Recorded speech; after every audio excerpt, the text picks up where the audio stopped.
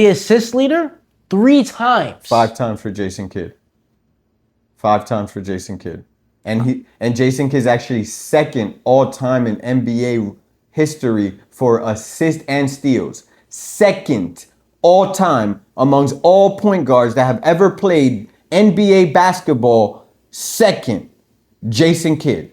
Okay. Where is Russell Westbrook and why is he a guard that's not passing the ball?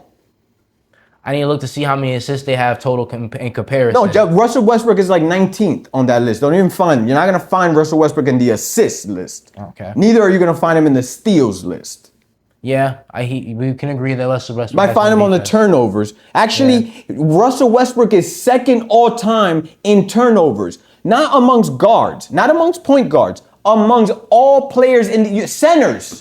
Okay. Second in turnovers. But that's because he's a triple. He does a triple double. The ball's in his hand majority of the time. No, the ball is not in his hands more than it was for Jason Kidd.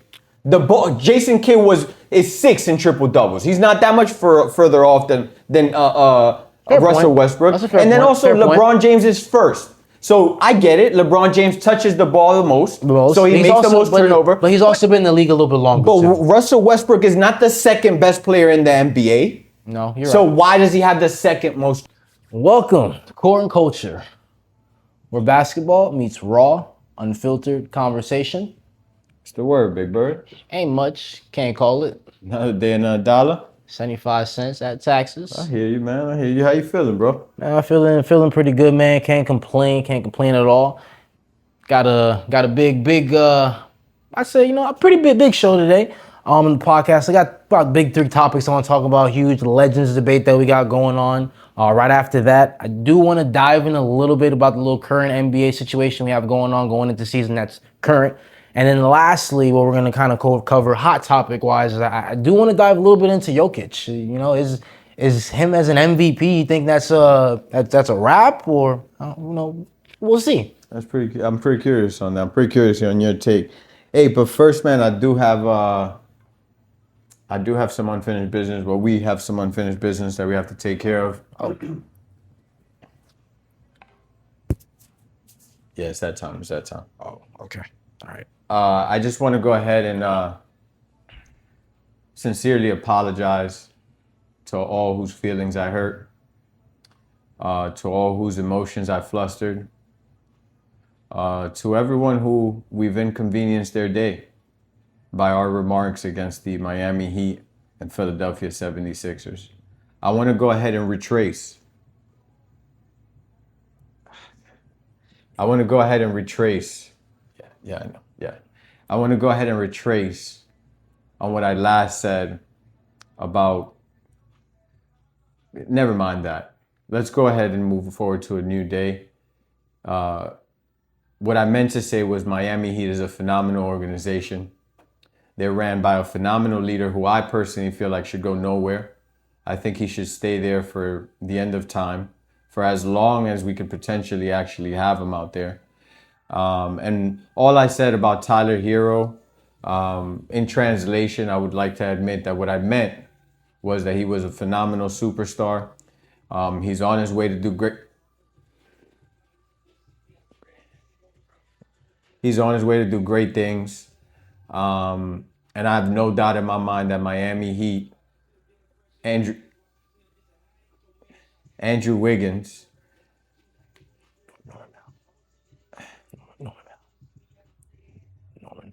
and Norman Powell will definitely be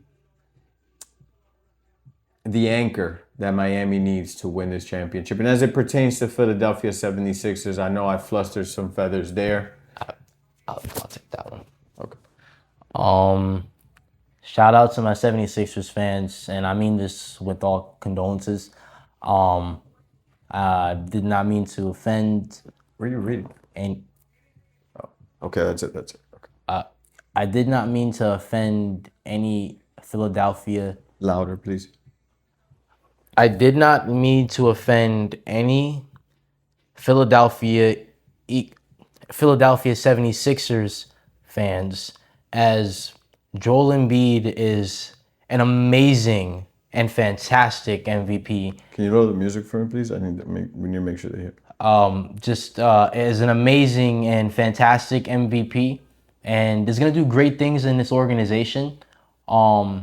In all reality, I think what he's fighting through right now, some should honestly look up to because he's able to fight these things. So to Joel Embiid, I hope that you come back from injury, and knowing that you are, as you mentioned with the Miami Heat, great fan base. He's also an anchor for his city, and I'd like to say to the Philly fans, he'll be back. And he's gonna be MVP. I'm saying it at least the next two three seasons. So I'd want to sincerely apologize to all of the 76ers fans and let you know that you matter.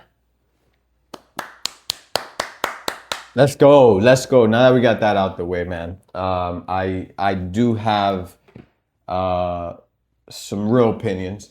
Okay. But because we're in the process of getting monetized, and at some point I do want this to take off, we'll save that for the end for you guys. How about that? That would be pretty fair. But Klay, I know you mentioned you had some exciting things lined up for us, man. Start us off, bro. What's this NBA legend debate thing you got going on, man? I mean, with that being said, you're right. Yeah, most debated NBA legacies out there, and there are a few.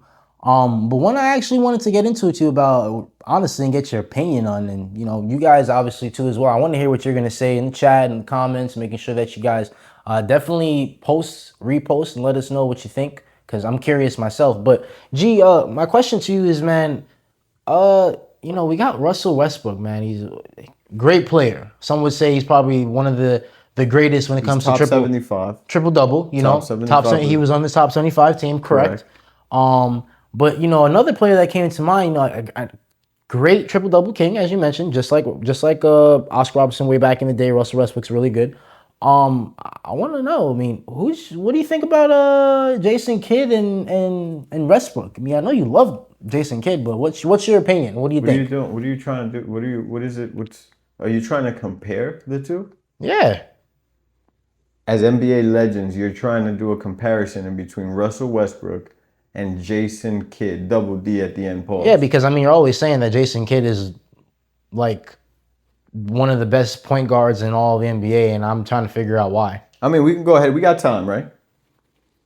We got time. Okay, we can go ahead and go through it. We can go ahead and go through it. I mean, in what aspect would you possibly feel Westbrook outmatches Jason Kidd, considering the fact that they're not in the same game right now? I mean, personally, I can ramble off Jason Kidd's achievements. I can tell you when he was born, where he was born, what college he went to, and quite frankly, every single achievement you have. But one really that stands out to me in comparison to Russell Westbrook is I've yet to see Russell Westbrook make his team, and stats aside, I have yet to see Russell Westbrook influence his team to be better the way that a point guard or a guard or a leader is supposed to do. So wait, hold up. So hang on, because my thing is, why do you think that Jason Kidd is a better point guard over Russell Westbrook? I mean, like I mentioned, Russell Westbrook triple-double king at one point. What he did with the Washington Wizards organization. Obviously, we're going to go back to the beginning, but what he did with Oklahoma Thunder, I mean, obviously didn't win the championship, but led the team against a team that not only was, I'd probably say, close to one of your favorites. I mean, you really think that Jason Kidd is a better point guard over Russell Westbrook? Russell Westbrook, yeah, maybe he can't shoot, but what was Jason Kidd got over Russell Westbrook? Can't even average more. I mean, I believe Russell Westbrook got MVPs. Russell Westbrook does have an MVP over Jason Kidd, but then Jason Kidd has a championship over Russell Westbrook in the 2011 team with the Dallas Mavericks and Dirk Nowitzki. But personally, I mean, so you're saying what does Jason Kidd have over Russell Westbrook, especially in the point guard position? I strongly believe Jason Kidd's a better point guard because one, he averaged more assists per game than Russell Westbrook did career-wise. Two, he definitely averaged less turnovers per game, which is part of ball handling or ball handlers than Jason Kidd ever did in his career. Okay. I mean, when you look at Russell Westbrook's game and Jason Kidd's career, although they play the same position, their game is a tad bit different, their package. In my opinion, Russell Westbrook aspires to be more of a dominant scorer, whereas the point guard position was designed to be the controller of the basketball. And you can score your points. We see Steph Curry, we see Kyrie Irving, we see a lot of guards score their points, but they never stray away from facilitating the basketball and controlling the basketball and things like that. So, in my opinion, Jason Kidd is better at nearly everything than Russell Westbrook, but triple doubles because Russell Westbrook has more. Okay. So that it would include also rebounding. I believe Russell Westbrook is a way better rebounder than Jason Kidd, even though Jason Kidd at 6'4", 6'5", was an extremely great rebounder. And then points. I believe Russell Westbrook have scored more points than Jason Kidd has. Let me see. I can fact check you on that, honestly, and double check. But I personally, I don't know. I'm not seeing how we're putting Russell Westbrook and Jason Kidd, and we have Jason Kidd over Russell Westbrook. I mean, you can call it out. I mean, Jason Kidd was what, a 9-time All-Star. He was a 5-time second-team defensive. Jason Kidd, we got him at a 10-time All-Star. 10-time All-Star. And we got Russell Westbrook at a 9-time All-Star. 9-time All-Star, so less, and he has more years in the league. Okay. Jason Kidd had only 18 years in the league. So it's fair to say that he has more All-Stars. Now, that's probably going to be one accolade that he have. They're probably Correct. even because, for example, Jason Kidd has a championship. Russell Westbrook does not. Yeah, correct. And Russell Westbrook has an MVP and Jason Kidd does not. So that is something that you do have to account for. But when you go in particular to all the other stats, you go to shooting percentage. Again, turnovers is big. It's huge for a point guard. If we're talking about turnovers, we already know Westbrook's pretty bad on turnovers. So, there's no argument about the fact that if Russell Westbrook should be in the top 75. But I strongly, there's a bias completely here because I'm a Jason Kidd fan, but I strongly believe there's no way I'm going to put Russell Westbrook with what he's achieved so far ahead of Jason Kidd. And I'm strictly just talking about Jason Kidd went to the finals 3 times, lost twice, won one, went back-to-back to the finals with not necessarily the best team in the world. Didn't have a Vince Carter yet. Had like Kerry Kittles, Cousins, maybe a young Richard Jefferson.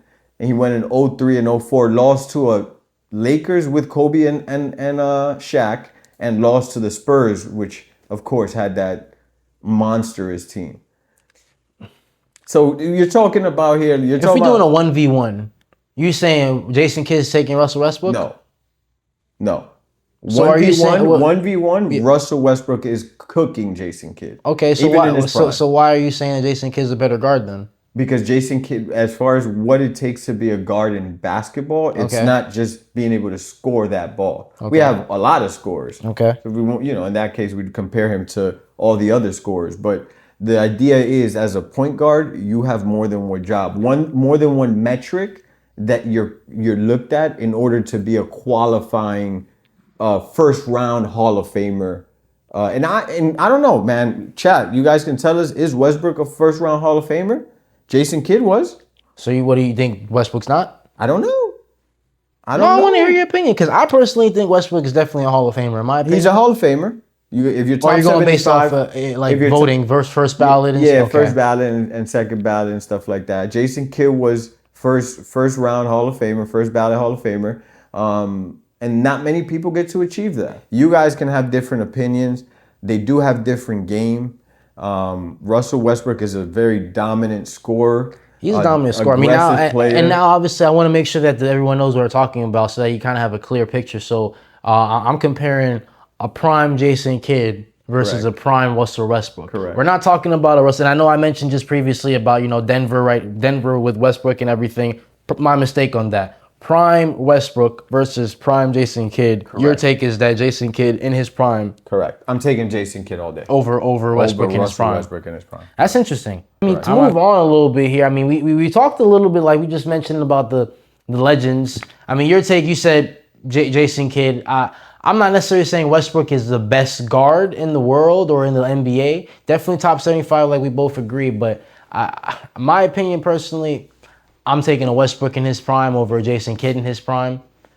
I respect it. Based off his stats. You have to respect it. It's an opinion. I mean... It's an opinion.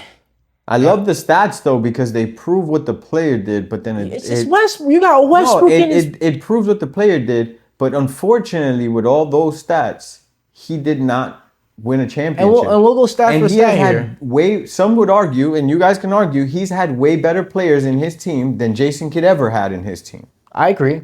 Way better players. He has, and I'll give you on that point. Yeah, he definitely has. I mean, stat for stat, we got Jason Kidd, one-time NBA champion. He's a 10-time All-Star. He's a 5-time All-NBA first team. He's also a 4-time, which I didn't know this, 4-time All-NBA defensive first team. Great defender. All-NBA 6 times. He led in steals.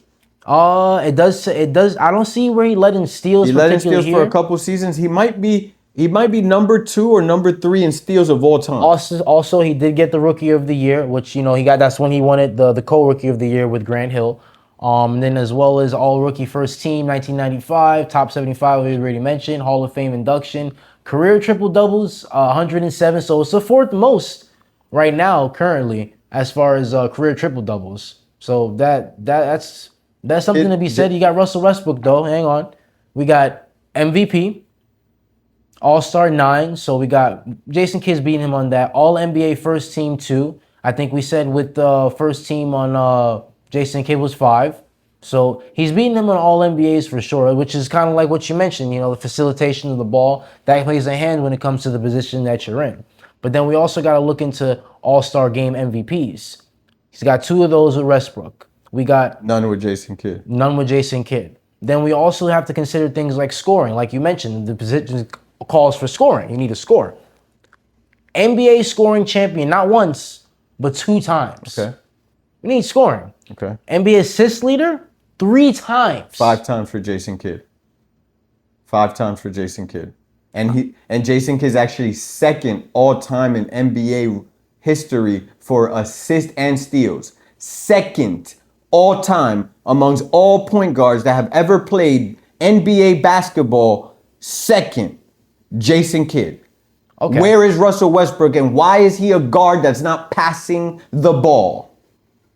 I need to look to see how many assists they have total in comparison. No, Russell Westbrook is like 19th on that list. Don't even find him. You're not going to find Russell Westbrook in the assist list. Okay. Neither are you going to find him in the steals list.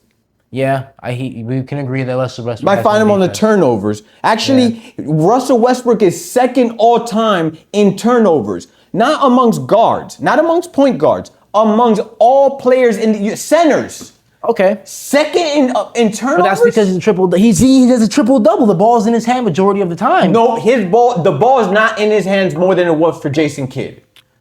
Jason Kidd is 6th in triple doubles. He's not that much further off than Russell Westbrook. That's a fair and then point. also LeBron James is 1st. So I get it. LeBron James touches the ball the most. So he makes the most turnover. But he's also been in the league a little bit longer. But Russell Westbrook is not the 2nd best player in the NBA. No, you're right. So why does he have the 2nd most turnovers in the NBA out of everybody in history? I agree with you on that. He has a lot more turnovers than most people. This conversation should not be had with Russell Westbrook. I agree with you. Russell Westbrook is a great player, phenomenal rebounder, phenomenal triple doubles. But Jason Kidd is top 10 in triple doubles. Jason Kidd is top 10 in every single category amongst guards. Okay. You can check rebounds. You said leading in steals? Leading in 2nd in steals. Okay. 2nd in assists. 6th in triple doubles. Okay. The thing about Russell Westbrook is he did give us the 30 points, 15 rebounds, and 10 assists. Well, let me ask you something then. Do you think, and this is a little side question here. Do you think Jason Kidd would win more championships if he was in the same position as Russell Westbrook? 1,000%. Jason Kidd doesn't have the same ego as Russell Westbrook. Okay, that's interesting. Jason Kidd will play his role, and we saw that In Dallas Mavericks, Jason Kidd allowed JJ Barea, who was a bench point guard, to average over 16 points, maybe from 12 to 16 points a game in that playoff run when they won the chip. Okay. You got a bench point guard averaging. Jason Kidd, in the last game of the Miami Heat versus Dallas Mavericks, Jason Kidd had 2 points. I think he averaged 6 points in the playoffs. Okay. I mean, I'll be curious to see what that would look like, though. I mean, in case you guys didn't catch that, if we put Jason Kidd in the same position that Russell Westbrook was. So we're talking about if we're going prime for prime, that'd be on OKC. That'd be OKC. Oh my God. That'd be Jason Kidd, Kevin Durant, James Harden. Paul George. Wasn't Paul George there for a little bit? I think he may have came in a little bit after, though. Okay. It might have been after. Okay. And I'm not sure on that but they one. definitely so had James Harden. You had Kevin Durant, who is better than anybody.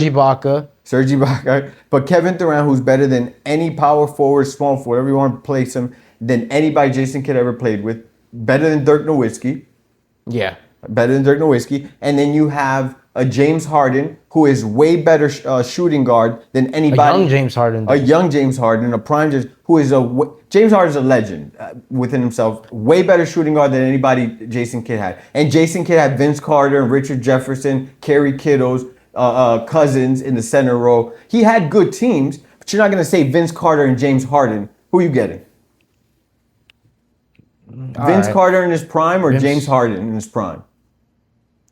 That's a good question for another time. That is a good question for another time. We're not going to answer on that one. But anyways, on that one. But from legends on the court to innovations of it, let's switch the gears and talk a little about tech-related stuff. I don't know if you've been hearing a little bit about the tech culture stuff that's going on. Yeah, you mentioned that, those Ray-Bans things. Yeah, so I've been seeing, actually, a buddy of ours actually has one of those Ray-Bans where you're actually able to cameras in the lens. That's a nightmare, dude. I mean, you gotta figure that's a little interesting. That's a little different. Does he like go out and like get signatures from everybody before? I'm not sure. Like, guys, you guys are all gonna be recorded right now, so I need you guys to all sign NDAs. I'm not sure. I was wondering. That's a good question, honestly. I'm not sure how that works. I'm also thinking too, like, what if you like eat their prescription or something like that? Like, they are. I've seen people that get a prescription. I know people who have glasses, who need glasses, and they use those instead, so they put prescriptions on. So then how does that work if let's say you're a student in school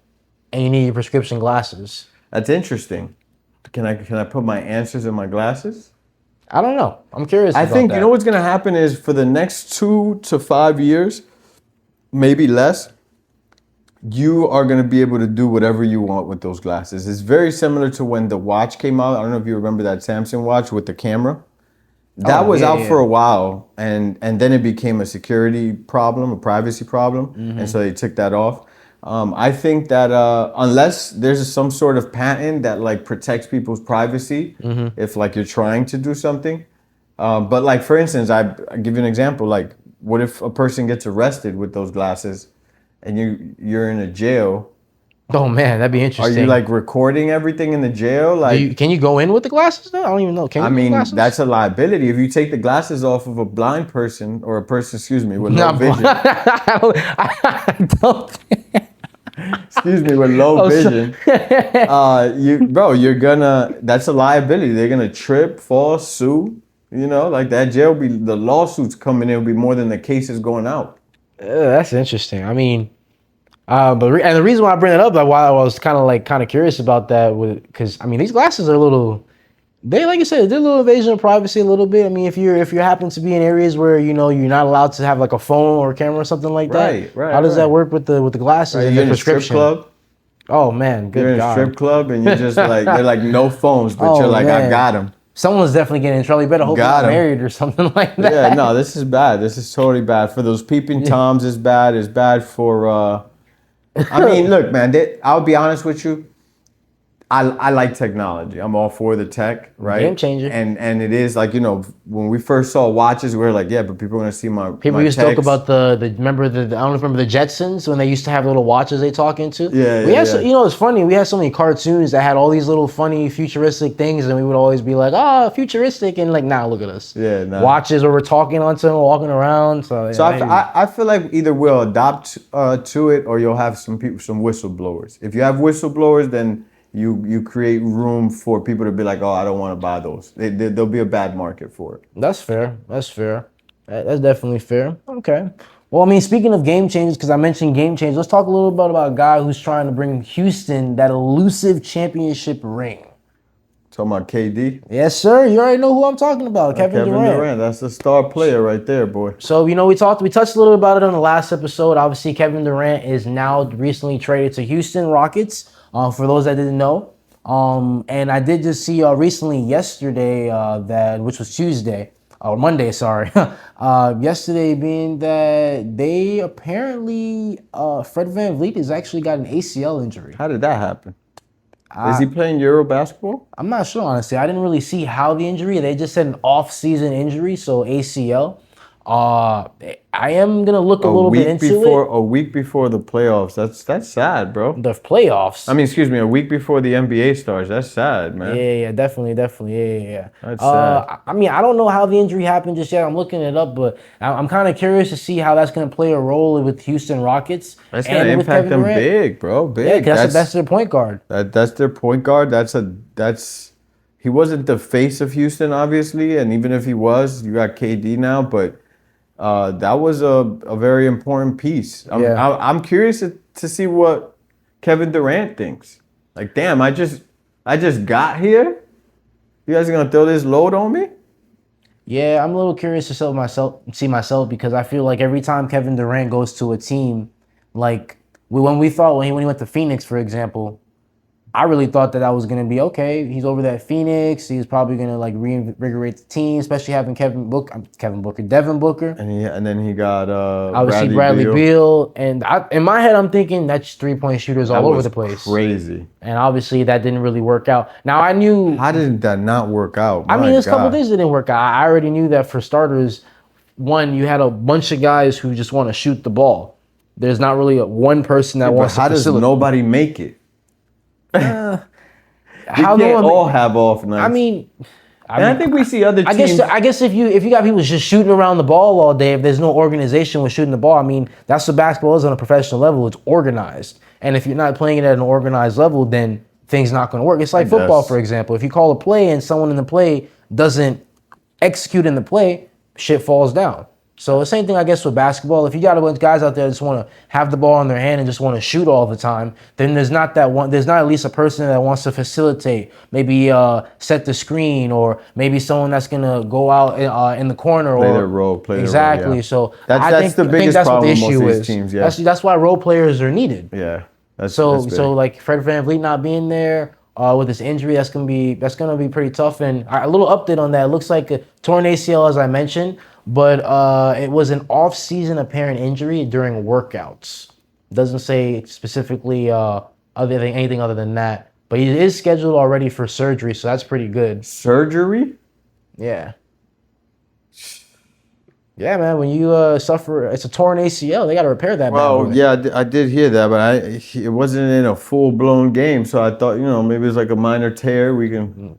But even a tear, I think you still have to. Still just go in there and replace the whole thing. I don't know if you replace the whole thing actually, but I would assume you still need to do some type. What is going on right now? Yeah, I don't know, with these man. players, It's kind of bro? weird. Out in the Is West. Is it the sneakers? What are we doing? I don't know, man. You got out in the West, we got 2 ACL injuries. Obviously, technically 3 now because Damian Lillard moved back to the West. But Kyrie Irving, ACL. Fred VanVleet now, ACL. Damian Lillard, Achilles. Jason Tatum, Achilles. Tyrese Halliburton, Achilles.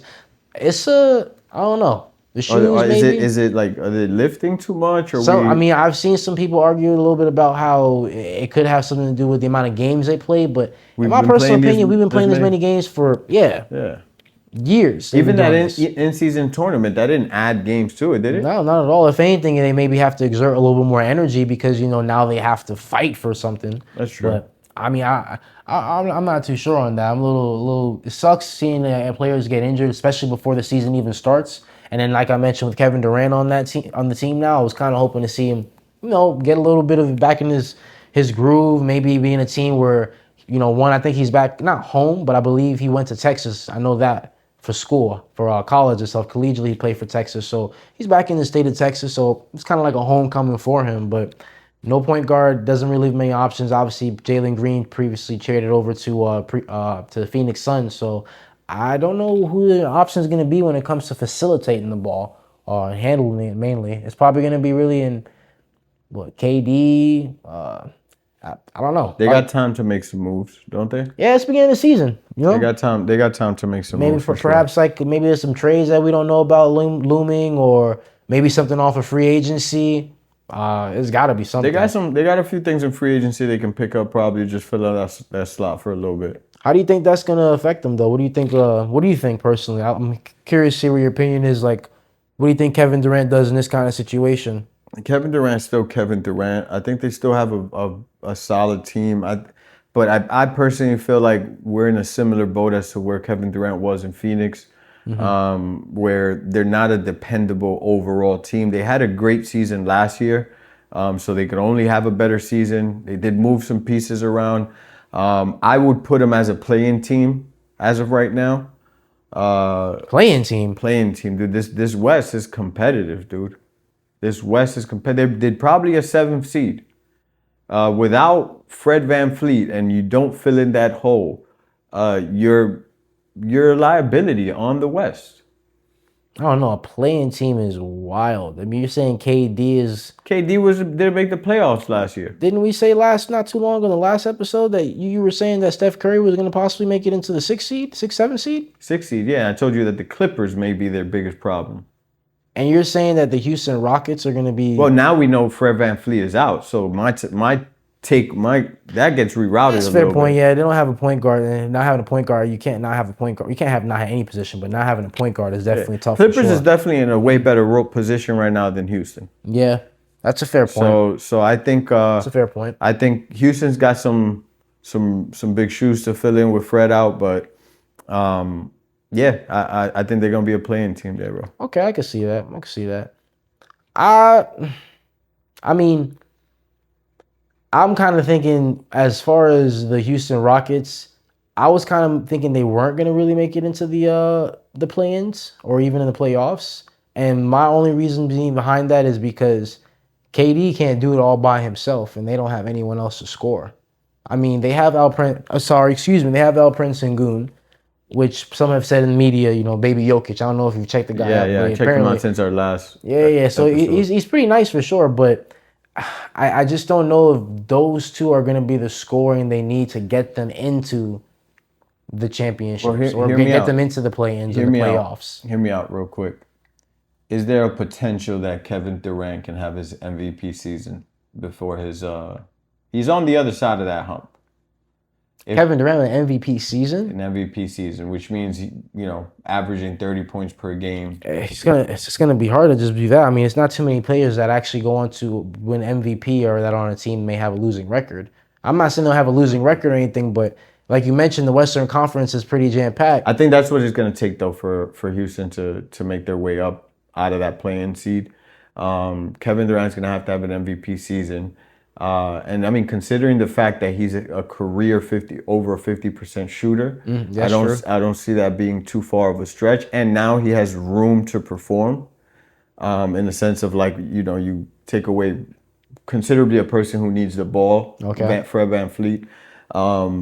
Yeah, I think it leaves room for KD to take over. KD's a great ball handler too. I don't think he'd be able to do both. Of course, he's not LeBron James now. And some even argue too that he's never really been on a team that he was able to take on his own. I mean, there was that brief time obviously with the Nets, but injury that happened, and then they never really got a full chance to play with each other. And I'm referring to James Harden on the Brooklyn Nets. So this does give him the chance, an opportunity to essentially take a group of young guys. He is the veteran on that team, and actually, in a sense, teach them. They got Dylan Brooks too.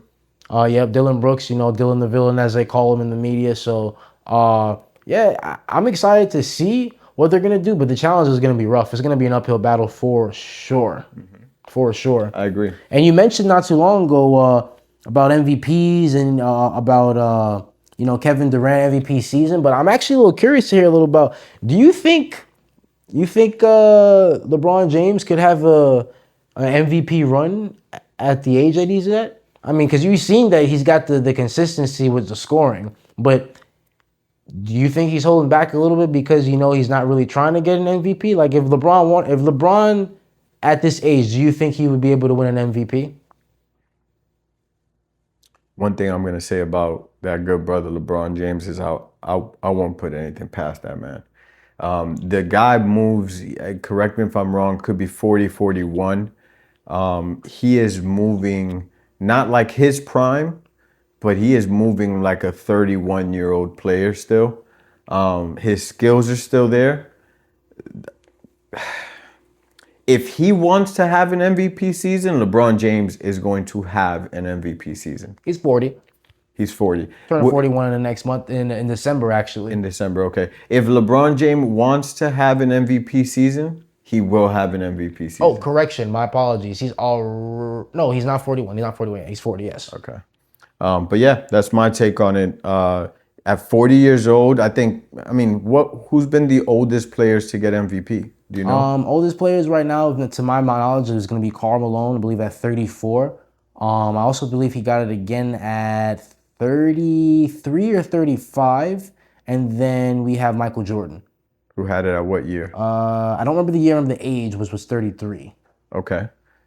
So, I mean, it could, because, we had mentioned previously in the last episode, and I was joking around, but in all seriousness, I mean, LeBron James has really chased, people say stats, and he has broken a lot of records. I mean, obviously, he's got the points record. I believe he's got the field goals record as well for all time. So, I mean, could he be the next oldest MVP to ever win it?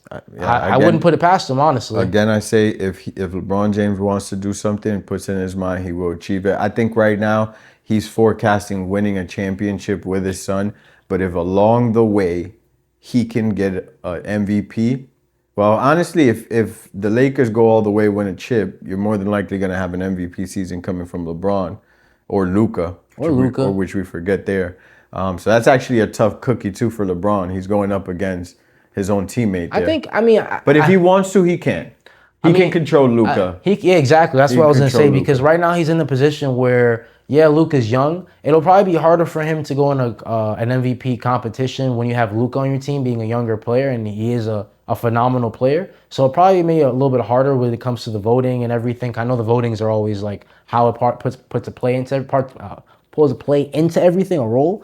But I mean, LeBron's he's older, but he ain't out. Yeah, I think and because it's towards the end of his career, if he has an amazing season and it's neck to neck, and let's just say it could be neck to neck between him, KD, him, Giannis, him, anybody, and it's neck to neck, and all the stats fit, they're gonna give it to LeBron. They're going to, because I'd be curious. They're gonna say he deserved it at the age that he's in, and then they're all about. I strongly believe. I know it's not controlled strictly by the NBA. I think the MVP is controlled by analysts for the most part, and then some fans. It's a number. It's like a different percentage of who gets to vote. I don't know if fans get a vote though with MVP. Okay, so it's mostly analysts and things like that. That's all stars. Fans get a vote.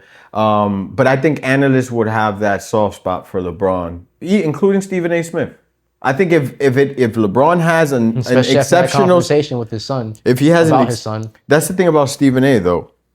I feel like he's a realist in the sense of if LeBron James has a non-negotiable great season in comparison to even his rest and his neck to neck with other players, he'd put in that vote because he know LeBron James deserved that.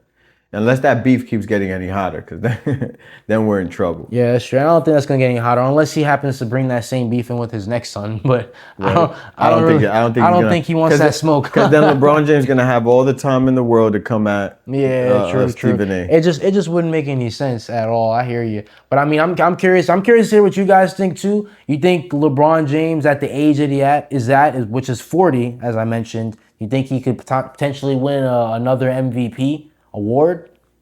Now, I know you guys are probably thinking, there's definitely a lot of younger talent that they have that are more than likely to get the award, like SGA just won it just last year. And then obviously you got players that are just coming into the league that are fresh, potentially maybe a Cooper Flag. We don't know his potential yet, not saying he is an MVP, but we're not too sure what the future lays out. But I am very curious. I want to ask you that question because I know something I thought about the other day about if who's the oldest MVP? And like I mentioned, it was Karl Malone. Then we had Michael Jordan. So which were both, arguably not that old. Like I was looking to see if there was anybody that had won in their late 30s and stuff. I mean, mid-30s, it shocked me a little bit. I wasn't really thinking anyone in the 35, 34 range was winning MVP, to be honest with you. Yeah. I was thinking that was more for the guys around like 27, 25, maybe 28, like that range. Okay. I didn't really think that maybe like the mid-30s they'd be winning MVPs like that. So that's something interesting to see if he would actually be able to win another one, because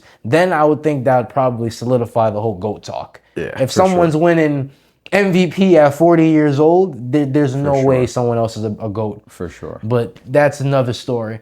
And I mentioned, a little bit about rookie talent a little bit. Obviously, we got Cooper Flagg coming in here. We also got a couple of different new players that are coming into the league. With Harper, if I'm not mistaken. Well, we looked him up the other day. Harper Jr., what was it?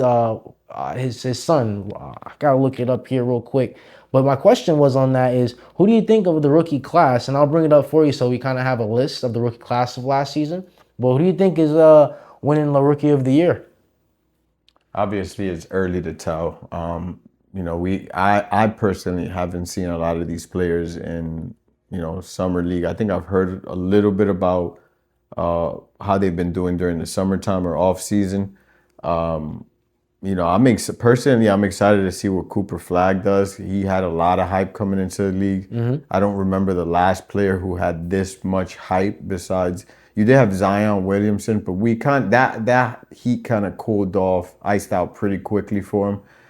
Cooper Flagg still has this mystique in him that I'm curious to see what he brings. So the other he's like a hybrid player. I got a Cooper Flagg, we already know. We got Dylan Harper, who went to San Antonio Spurs. VJ Edgecombe, Philadelphia 76ers. Ace Bailey, Utah Jazz. And then we got a Akan Kneppel to the Charlotte Hornets. Was Harper second pick, or Harper was second pick. Okay. He was second pick. Okay. I'm pretty familiar with him. But in a sense though, none of those the same like Cooper Flagg. I don't see the competitiveness that we had in this draft class like we've had in others.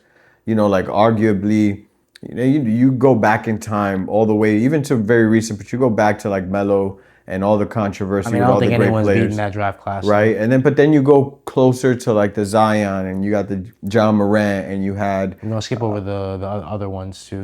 We had a couple bad draft classes. Oh, you don't want to name Barrett? Yeah. Okay. But there was a few ones, whereas Barrett wasn't too bad. That was the same draft class as Zion, so that wasn't a terrible draft class. Yeah, that's what I'm saying. That's what I'm saying. I think that was the last. Wemby's was Wemby's was the only one he was the only one in the draft that was really considerably like the best of his draft. There wasn't anyone in that class that was really, in my opinion, this is my opinion, that I would say that was of a comparison of draft class like a LeBron James draft class or like even a John Morant draft class. They had a stronger draft class than Wemby did for sure. Yeah. So in this one in particular, the vote is up for grabs. Right now, the most notable name is Cooper Flagg. Cooper Flagg, all right. I like Cooper Flagg. I don't have anything against Cooper Flagg. I just haven't seen him just yet, so I'm not too sure. I don't even think did he even get a chance? I don't think he did for Duke. I think he was injured. I might be mistaken. Someone correct me if I'm wrong. I've seen some highlights. I've seen a little bit of highlights. I've seen the highlights. I just haven't sat and watched a full game with Duke, because I think the time that I wanted to watch was during March Madness, and I want to say he was injured, but I could be mistaken, because I didn't get a chance to watch that March Madness. But I'm excited personally to see Dylan Harper. That's what I'm excited to see. Okay. Dylan Harper. Only reason why I feel like we talk about the West all the time. The Western, like we said, it's a huge conference. There's a lot going on. But I think Texas has got a lot going on right now. Texas teams, they got 3 teams out there. Reminder, if you guys don't know, obviously got Houston, got San Antonio, and got Dallas. Obviously, we talked about Dallas already. They got Cooper Flagg, they got Anthony Davis, Kyrie Irving, obviously on injury. And then we have San Antonio. We got Wemby. Now we have Dylan Harper, which... You also have De'Aaron Fox. I didn't want to get De'Aaron Fox just yet because what Dylan Harper brings is a versatility, honestly, to the game. And then I can't forget a little bit about the rookie from last season, which was Stephon Castle. So I'd probably say, I That's a don't big know. team. That's a good team because while Cooper Flag is a great player, I feel like what also makes a rookie of the year is going to be someone that is on a team that helps that rookie shine a little bit more. Now, he's definitely going to shine on the Mavericks because they obviously gave up Luka and got Anthony Davis. So he's going to have to be out there. He's going to be scoring. But I wouldn't be surprised to see Dylan Harper actually, putting some work in, honestly, because of the fact that have a chance to. Yeah, he's got to actually Wemby, he's shine. got De'Aaron Fox, Stephon Castle just coming off of if I'm not mistaken, I'm gonna double check it too, but I believe Stephon Castle won Rookie of the Year last year for the San Antonio Spurs. Let me double check that. But with all of that in line and all of that on that team set, especially coming off of having a Popovich on that in that coaching staff, to now him moving up in the ranks, I don't know. I think he might give Cooper Flag a little run for his money. In my opinion, I think Cooper Flag, not saying he's a bust, but I think he's definitely a lot of hype right now. Could be. This is what happens all the time with those first. I mean, we saw it with Zion, so I wouldn't put it past the fact that it could be all hype. But just like Wemby, I think there was an undeniable potential that came with Cooper Flag. Tall build. Yep, Stephon Castle. Stephon Castle. Yeah, okay. he won it. So yeah, there was an undeniable potential that comes with Cooper Flag, just like it did with Wemby. I'm curious to see. I like to see underdogs win, bro. So I'll be honest with you. It could potentially be Dylan Harper's Rookie of the Year award, but for now it's up for grabs, and we could definitely see who takes it from there. But I also had one of the things that I had on mine, bro, was and we talked about it last time. I don't want to mention his name anymore because I'm tired of mentioning his name. But I want to mention the role in particular because it's a bit controversial, and I don't think people realize the importance of the role playing and people playing the position that they fit well in. But who are you think are some of the hot bench players to watch? Pause. Like some of the most dangerous bench players that are out right now that we definitely got to keep an eye on. Maybe Bench best players six man. right now, I'm definitely gonna give one right now to Peyton Pritchard, out to the Boston Celtics.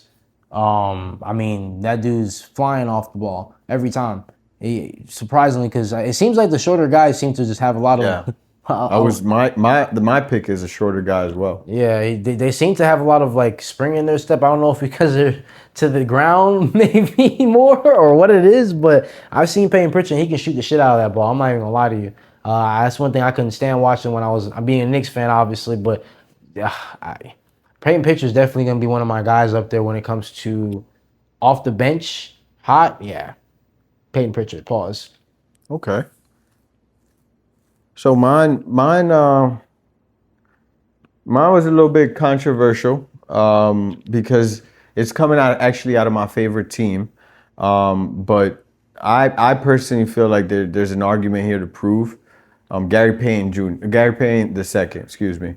Very similar to the player you mentioned, small guy. Okay. But you know what you're getting when he's coming off the bench. He's definitely a six-man to watch. If I'm not mistaken, averaged over 10 points per game last year. But most importantly, his rebounding ability is insane. His moves in the paint, his basketball IQ. I think the guy, just like Pods, he took a few charges as well, a few key charges. Like he just knows where to be and knows the game of basketball well enough. And the reason why I say it was controversial because I also had in mind Moses Moody, who is also very big. It's not only a Golden State thing, but just the impact that Moses Moody has made overall as an NBA player. I want to tip my hat off to him, and I think he's going to have a phenomenal season. But because of consistency, I'd go with Gary Payton the second. Gary Payton the second. Yeah. All right. And we're building we're building a list of that's right. No, it was just the top bench players. Top bench players. Yeah. Okay. So if there was anybody else that you had in mind as an honorable mention, I definitely go with Peyton Pritchard. Probably one of my top guys for sure. Next person on the list, if I had someone against him, I'd probably say DeAndre Hunter. Okay. DeAndre Hunter is probably the next person I would say that can come off the bench and definitely give me 15 plus points. I say DeAndre Hunter, which surprised that they gave him up over in Atlanta. Gave him over the Cleveland Cavaliers. A little surprise on that one. And they got a couple of surprisingly, there's a couple of different bench players out there that I'm curious to see, especially with some of the changes they have, like with certain rosters going on. Because I know I've seen a lot of NBA teams right now picking up kind of really stacking up their bench. Obviously, everyone's trying to kind of get on that train with the Pacers or in that 10-man rotation with like what Carlisle was doing. So I think honestly, that plays a significant role when it comes to basketball, just making sure that you have a deep bench. So, yeah, Peyton Pritchard is that guy on the bench that's definitely going to give you that 15, and he can actually go for 20, 25 if he wants. He did win 6-man last year, so, right? If I'm not mistaken. Peyton Pritchard? Yeah. I'll double check that on that. He did win, yeah. He Okay. did win 6-man of the year last year. That was a good take there. I'd love to see what those who actually turns out to be the top 6-man of the year this year, or just overall how the bench. Because as we see it, we need a bench. I'm curious about, because as you said, 6-man. What if someone that's a starter ends up going to the bench and wins 6-man? I don't see why they would do that, but not purposely. Yeah. But like, I think we've seen that before. I'm trying to think of any names that I can think of that's someone that's moved. Russell Westbrook. Yeah, Russell Westbrook. Yeah, he could win 6-man of the year for sure. Okay. For sure. Would you take him as your 6-man? Yeah, I'd take Russell Westbrook as my 6-man for sure. Okay. Yeah. All right. I'd put him on a leash, but I'd take him. I'd take him as a 6-man. All right, and then moving on a little bit here, we talked a little about those rookies in the hot bench. Like I said, Peyton Pritchard over here. Going a little bit to the Celtics again, because we talked about Peyton Pritchard. I don't know if you saw this, but I recently saw a comment that, and I'm going to quote it here, so I'll make sure I got it word for word. But Jason Tatum was actually recently on an interview with Stephen A. and mentioned that he hasn't said he's not playing this season. I don't go to rehab 6 days a week for nothing. You think he's making a comeback for the season, or you think he's just hyping everyone up? What do you think? I believe he's hyping everybody up based of the time that he got hurt last season and the type of injury he has. I mean, we've seen all types of players. You've seen maybe some would argue he's not lazy, but we've seen Klay Thompson go through these types of injuries. We've seen Kevin Durant go through these injuries. All of which were eager to come back to win a championship because they were right there in a championship team. I believe that he believes that he's going to come back sooner. Yeah, absolutely. That could be perceived, but he's not. I don't think it's his choice. I think it's the medical team's choice. I think it's the ownership's choice, and also the management's choice. I agree. I personally think it's a little too soon to come back. And, I mean, great player. 100% great player. Boston fans out there, I know you guys are hurting because your guy went down. But if you're asking me, I think he doesn't need to come back just yet. Take the time, brother. We good. Take your time. Do your rehab. Go ahead and have yourself another baby if you need to, dog. Like, we're in the Knicks tape right now. We're in the Knicks era. We good. But no, in all seriousness, though, I really think that he needs to take the time because there's really no need for a player that's honestly, in my opinion, probably going to be a Hall of Fame as well because, I mean, what the kid can do is phenomenal. Young. He's young. What he's done for the Celtics organization already. Fix this, get it over with. Exactly. So there's really no need to come back in a haste because it's a simple fact that what if you come back too early, you re-injure something else? Because everyone knows when you're injuring, let's say your left arm, now you got to use your right arm a little bit more because your left arm is your right arm is overcompensating. So it's kind of the same thing. You don't want that to happen with an injury, especially when it comes to your Achilles. You're walking on that every day. I peeped that he's been out and about. So, I mean, hopefully he's, that 6 days that he's taking going to rehab, hopefully he's also taking that same 7 days to rest his ass because you need to. That's important. Yeah, obviously. So, I mean, the comment I think he made is kind of like a Kobe mindset, Mamba mentality in a sense. He's trying to just make sure that, hey, look, I know you guys have said that, Achilles going to be out, but in all reality, his ass is not coming back soon. I mean, there's no need to. For what reason? No. Y'all not rebuilding. There's no need to hurry an injury to come back and hurt yourself. Porzingis just left. I think they should wait till that team gets rebuild and then I'll probably get a little more stability around there. Hoffer's on his way out. Like, you guys are about to lose. I don't think it makes sense to really rush an injury and to do what? I mean, it's not going to be an MVP type of run. No. And honestly, you guys can screenshot this, record it, whatever. But I'm stating this now: it's not going to be an MVP run for Jason Tatum if he comes back early. So I think there's no point. I think he thinks he can do what KD did, where he got hurt, came back. Man, we need to stop that shit, man. There's nothing. Why was everyone always trying to do what someone else did? Stop worrying about what somebody else did. Do what you can do. If you feel that you can come back early, that's fine. But I wouldn't say that he's trying to beat out KD on coming back on an injury. Like, there's no need to prove to anyone that you are great. You great as far as playing ball. Get your injury, sit your ass down in the corner somewhere, and don't worry about it. Just watch it from the TV. We good. That's a fact.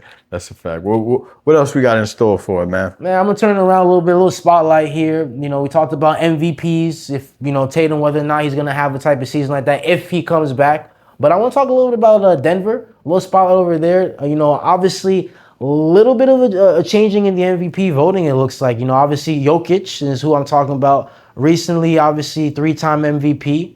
Was close in the race last year with obviously none other than Shai Gilgeous-Alexander from Oklahoma Thunder. So I'm curious, you think Jokic era is like done? And when I mean Jokic era, I'm not talking about Jokic as far as a player. I mean Jokic era as far as him being in an MVP race. Do you think that's something that's still maybe even on his mind or is even a consideration for the NBA? You think they're still considering him as an MVP? I think so, yeah. I think he was considerable an MVP last season. And with the season that he had last year, considering all of the hiccups and hurdles that he had with no coaching, he was out there with the clipboard in hand, drawing out plays, and still was able to get to where he was able to get to. If I'm not mistaken, the second round of the playoffs. I think he is still arguably an MVP caliber player. The biggest question is going to be whether or not they put the right team around him. I think they've been making a lot of moves there. I know they recently lost. They lost a few guys, but obviously they don't have Westbrook anymore. They don't have what's that junior? Michael Porter Jr. Michael Porter Jr. Yeah, he's on Brooklyn Nets now. Yeah, and so moving all of these key pieces that were role players, in my opinion, role players for that team during those runs that they had. I'm curious to see who they have to fill in those slots because, I think they just hired a coach. That's right. They did. They fired Mike Malone and they hired a new coach going into the last season, actually. So I did forget about that. Yeah, so I think that's a headache you get out the way. But no, Jokic is still an MVP caliber player, and I wouldn't be surprised if he goes for another one. Does he have those back-to-back, those potential three-peats in him anymore? I'm not so sure. He's not the best in shape guy. I wouldn't put him in as the best. I don't think Jokic is caring about his shape. I think I know, but that leads into longevity and true. to how long you can play this game. So, shout out to Jokic though, man. Even with his physique now, the guy been able to do some phenomenal things. Yeah, those shots from half court. Yeah, hook shots. He looked like the biggest kid in the classroom. He reminds me of, honestly. And I think I might have seen this somewhere, and y'all might have seen this, but he reminds me of that guy on the court that usually he used to come out and play basketball with sandals on. Yeah. And just hoop. Sandals, yep. And just that one guy you pick up, and he's like, yo, I got you over there, and you just go ahead, you dribble a little bit, does a little crazy, nothing crazy actually, just a little weird step back, and it's nothing but net. Yeah, he got on sandals, swimming trunks, and one of those fisherman long sleeve filters. And he out there hooping. With one of those surf right caps. Yeah, so I was curious because obviously Jokic, he's been in the MVP race for the past couple of the past 4 seasons he's been in the MVP race. Yeah, he almost won a three-peat. He almost had a three-peat. Some would argue that maybe he could have won it 4 times in a row, but three-peat would have been insane to have seen. That's why I was kind of curious about that question because Jokic, he's been close in the race.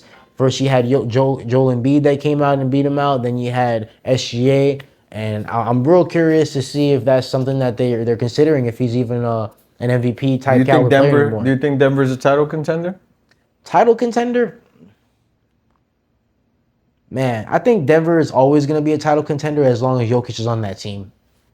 To be honest with you, I agree. As long as he's on the team, he's always while he may not be always voted as an MVP, he's always going to have an MVP type of season. He's always going to give you your triple doubles, and he's shown that season over the past seasons. And then in addition to that, you're going to see the shots that he's going to make from half court, the silly shots, the hook shots. You're going to see him do the behind the back passes. So I think as long as they have those role players around him, he's gonna make them better. He's kind of like, in a sense, Denver's Curry. Yeah, I agree there. No, I think Jokic has a big impact.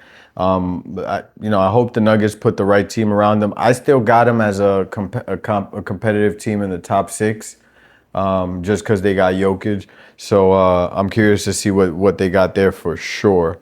But now that we're going into deep into that 2026 season, what teams do you think, and we can go East and we can go West, but what new team do you think would rise to the top? And we can start on the East side. What do you think that it's going to be the same Cavs, the repeat of what we saw last time? We saw Cavs, Knicks. Of course, Celtics is not going to be in that talk more than likely. But, Cavs, Knicks, Indiana, or do we have new teams come in like Detroit? Do we have Atlanta sweep in with their new Miles Turner? What do you think there? Oh, you mean Kristaps Porzingis for Atlanta? Atlanta, yeah. Excuse me, Kristaps Porzingis. Yeah, where did Mike Turner go again? He went over to the Bucks. That's where he's at. That's what it was. Okay. He went over to help Kyle Kuzma. Yeah, Kyle Kuzma over in Giannis. I almost forgot he was on that team, to be honest with you. With the temes that we have in the West, and to remind everyone last season, as far as the bottom of the rankings. Don't forget Miami. I'm sorry. I just had, and Philly. I'm sorry. Actually, those two teams are not at the bottom of the rankings for either side. So sorry, guys. y'all definitely not catching those strays. Yeah, trailing a little bit. But anyways, last season we had Western Conference, both five teams that are bottom 5. We had Utah Jazz, New Orleans Pelicans, San Antonio Spurs, Phoenix Suns, and the Portland Trail Blazers. So those were the bottom 5 in the West. Out in the East, we had Washington Wizards, Detroit Pistons, Charlotte Hornets, Toronto Raptors, and the Brooklyn Nets. We talking about we said West or East first? What are we doing? East first. Of the East, which team do you think, you could pick one, which team do you think would fall into that top 3, top 4 that wasn't there before? That would fall or that would be there, would end up either from 1 through 4. Ooh. To get to that, 1 through 4, I don't know if any of them will make it to 1 through 4, but they'll probably have a better record than they did last season. Okay. So you think Celtics are still going to be up there? I think Celtics are going to be in the top 6 still. Okay, so Celtics is coming off the top 4. Who's fitting into the top 4 now? Because Celtics comes out, who comes in? I don't think anyone from the bottom comes in. No, you can move in, because at the end of the day, as it moves up, potentially somebody from the bottom may have a chance. But who do you think? Is it Atlanta? Is it Orlando? Would Orlando be in the top 4? Yeah, Orlando's in top 4. Okay. Yeah, Orlando's going to be in top 4. Their over Atlanta? I would say so, only because they have more pieces in Orlando that have been there than Atlanta does. They had a couple of changes and pieces that they've moved over, and I feel like the team's going to have to acquire some chemistry first before they can actually say they're going to be in the top 4. Okay. Yeah, you got Trae Young, but Porzingis is going to have to figure out his way around that team. Nickeil Alexander-Walker's going to have to figure his way around that team as well. Where you have Orlando, the only thing they've changed is they added Desmond Bane. True. So I Which think, is arguably not a bad. I think that allows the rest of the team to kind of do what they need to do to help facilitate the ball for either Paolo or Franz Wagner. I don't think the Orlando is going to be falling into bottom 6 at all. I think they're going to be top 4 for next season. Okay. But over 500 team, top 4. That's not bad. I would say they'd probably be top 4 for next season. Because let me see, coming top of head, we got the Cavs, the Knicks, Third spot, we would have. I don't even know who would be in the third spot. Nah, I don't know who'd be in that third spot. Yeah, because you have the impact of injuries with Jason Tatum. You got Halliburton out. You got some changes in Indiana. Yep. Those two teams may potentially. I don't think Indiana's gonna be top 4. They could probably potentially make it into the 7th, 8th seed, the play-in, but I don't think they're gonna make it into the playoffs.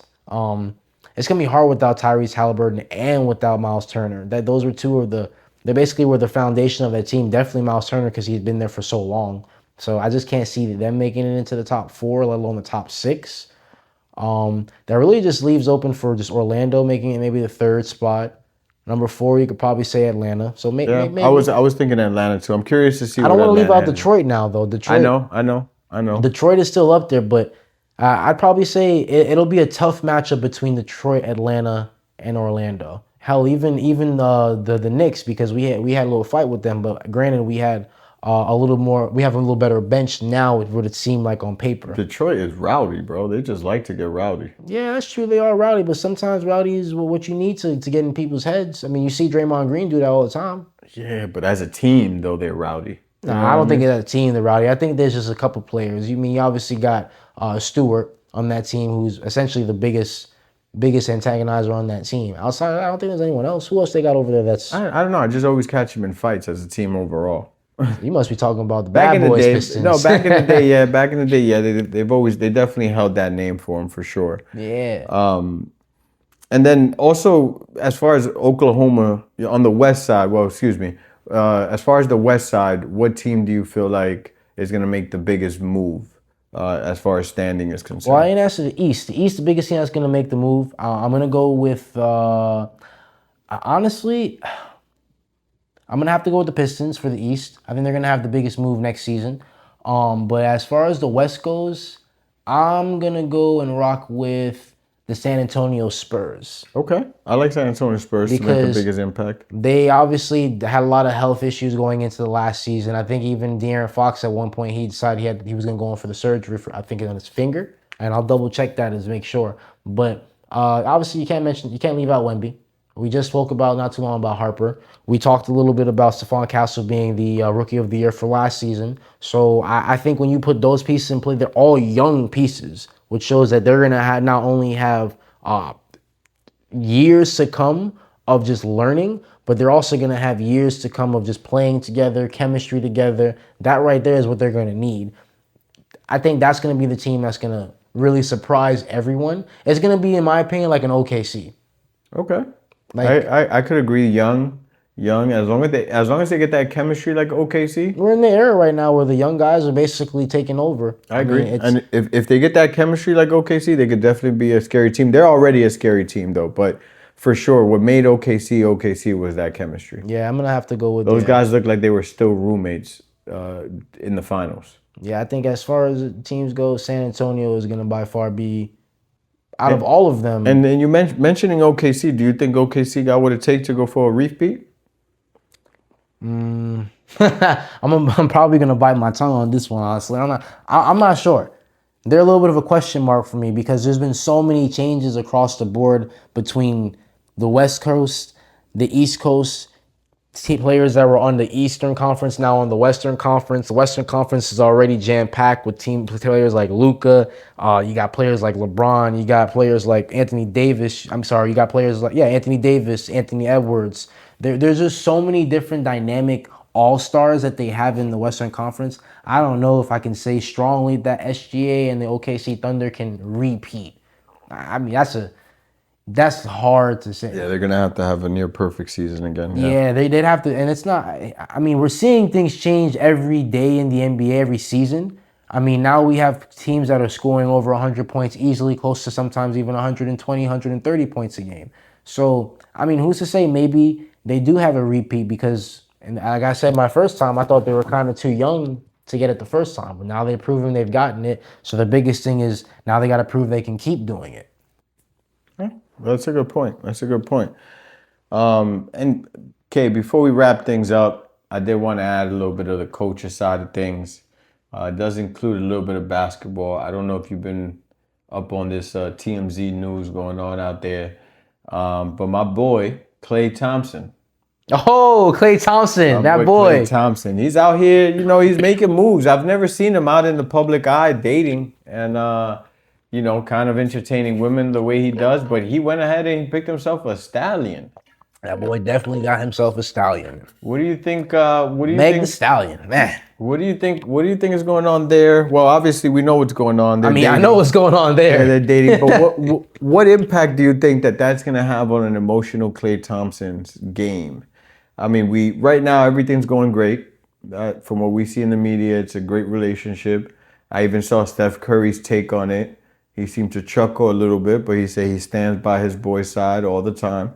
But first off, before we get into the drama of Meg and everything like that, do you feel that just the dating aspect of Klay Thompson dealing with the type of woman of Meg, do you think that's going to have any impact on his game? I mean, it's always going to have an impact, but I don't think it's going to be on his game specifically. If anything, it may have something to do on his personal life. Might have something to do with maybe how he trains. Maybe his training is going to be changed a little bit because he's got to spend a little more time with Meg the Stallion instead. But on the other side too, I mean, she's also professional. It's kind of similar to, for the fans, NFL fans out there, the Travis Kelce and the Swifties out there. True. Did that play a role with him when he was out there on the field? Not much. If anything, it helped him. Some would argue maybe it might have because they didn't win a title.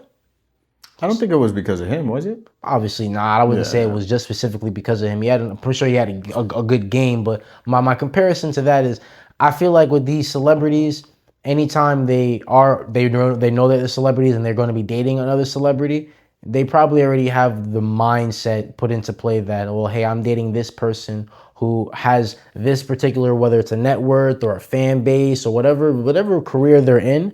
I think they do that with the knowledge, like, hey, this is what it's gonna come with, so I gotta make sure I'm locked into this. I'm sure he's locking in what he needs to do. I think he's pretty good. Now, the drama that'll come into play is, there's going to be the comments that say when he has a bad game, oh, it's probably Meg the Stallion.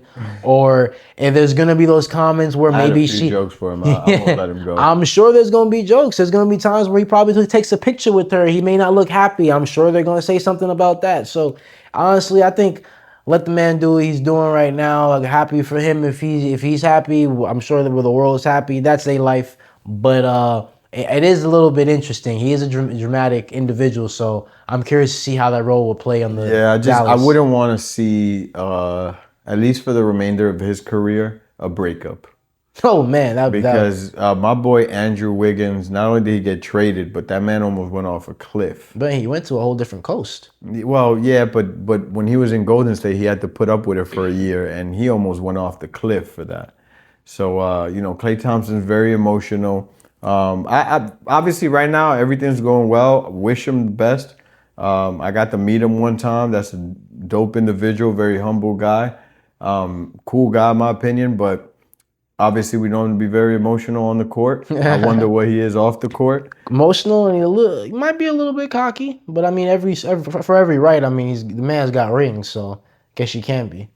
One thing, though, for sure, though, that I think that a positive out of this is whenever we have these celebrity relationships, I think it brings good publicity to whatever league it's in.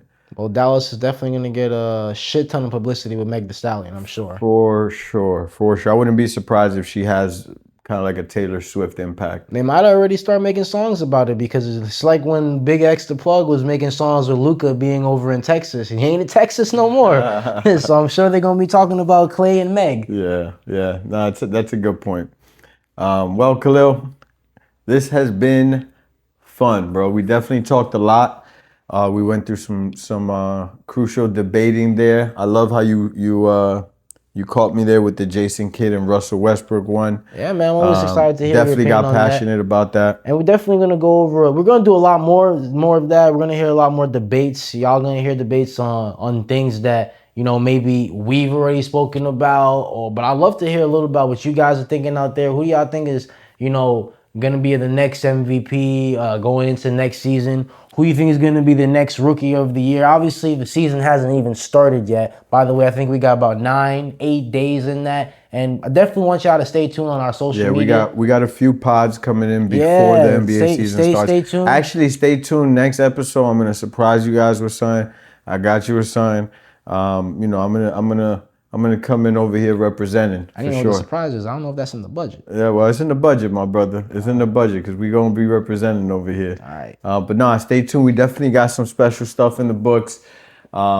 K, it has definitely been a good one. And, you know, I mean, I guess we could, since we do kind of plan these in advance, I guess we could kind of give them a little bit of the teaser, but I don't feel like it. So we're going to go ahead and leave that for them to watch on the next episode. What you say?